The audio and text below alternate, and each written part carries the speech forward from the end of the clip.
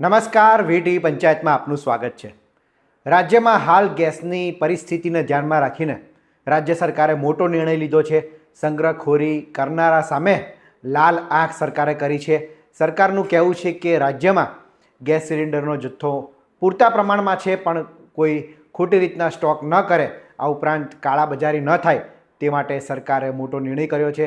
સરકારે ગેસની હાલની વર્તમાન સ્થિતિને લઈને એક ટોલ ફ્રી નંબર જાહેર કર્યો છે। આ ઉપરાંત સરકારે કહ્યું છે કે જે એલપીજી અને પીએનજી બંને કનેક્શન ધરાવે છે તેવા વ્યક્તિઓએ એક કનેક્શન છોડવું પડશે।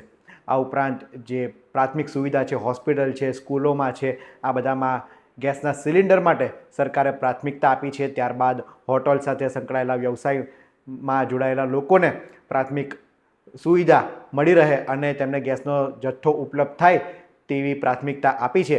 આ ઉપરાંત શું નિર્ણય છે તેની વાત કરીએ। ગેસની બચત કરવા માટે સરકારે કેટલાક નિર્દેશ જાહેર કર્યા છે, જેમાં વાત છે કે તમામ જાહેર ક્ષેત્રની તેમજ ખાનગી ગેસ એજન્સીઓમાં કડક દેખરેખ અને મોનિટરિંગ રાખવું।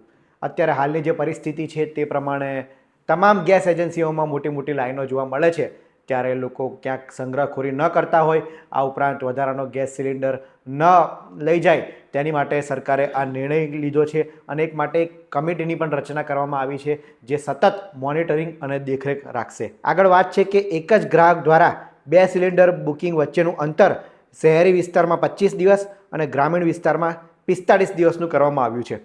એક જ ગ્રાહકને ગેસ સિલિન્ડર મેળવવા હોય તે માટે ઓનલાઈન બુકિંગ પ્રક્રિયા છે, પરંતુ ઓનલાઈન બુકિંગ ન થવાના કારણે અત્યારે અલગ અલગ ગેસ એજન્સીઓ પર લાઈનો લાગી રહી છે અને તેને જ ધ્યાનમાં રાખીને સરકારે નિર્ણય કર્યો છે કે શહેરી વિસ્તારના લોકોએ ગેસ સિલિન્ડર મેળવવા માટે 25 દિવસનું ઓછામાં ઓછું અંતર રાખવામાં આવ્યું છે, જ્યારે ગ્રામીણ વિસ્તારમાં આ અંતરને 45 દિવસનું રાખવામાં આવ્યું છે। ગેસ બચાવ માટે કુકર, કઠોળ પલાળીને બાફવા જેવી પદ્ધતિ અપનાવી સરકારે આ બધા નિર્દેશ જાહેર કર્યા છે કે ગેસની અત્યારે જે વર્તમાન પરિસ્થિતિ છે ત્યારે લોકો ગેસનો ખોટો વેડફાટ ન કરે તે માટે સરકાર પણ કહી રહી છે કે ગેસનો બચાવ કરવા માટે રાંધણ ગેસ તરીકે કુકરનો ઉપયોગ કરવો તેમજ કઠોળને પલાળીને બાફવા જેવી કાર્યક્ષમ રાંધણ પદ્ધતિ અપનાવી, જેના કારણે એ ગેસનો બચાવ થઈ શકે અને વૈકલ્પિક ઉર્જા સ્ત્રોત તરીકે સોલર કુકરનો પણ ઉપયોગ વધારી શકાય છે।